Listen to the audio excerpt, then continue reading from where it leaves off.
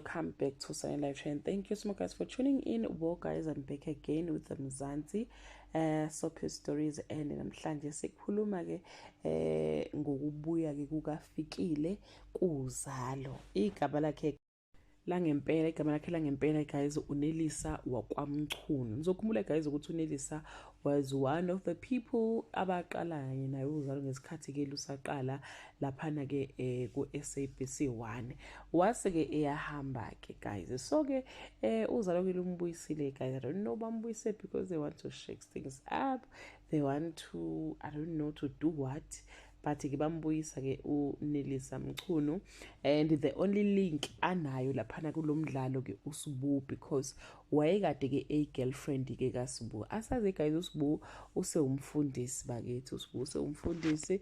Asazi ukuthi ke uNelisa uzoba uma umfundisi noma uNelisa uzoshintsha ke uSbu ambuyisele impilo yakudala ekade iphila.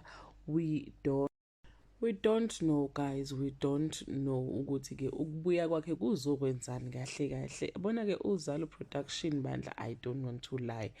Nkosi yami kudala ke besibuyisela ke the old characters. Bewabuyisa sitshela ukuthi mhlambe yabo they want to shake things up, but kwase ngathi uZalo shem luyihambela nje ngedirection yalo lodwa, and ukwazi nokwazi ukuthi ke yini ongasuyi expect ke ezayo, njengoba singazi ukuthi kwenzekalani kuZalo bakithi. Unkunzi undaba ezitha ngapha khona noMaswazi, oPrince, batrader, oMama Dlala, hayibo kubhizi nje guys kuZalo. So manje babuyisa ke uNelisa, and angazi nkosi yami ukuthi ke bazomdlalisa yiphi character.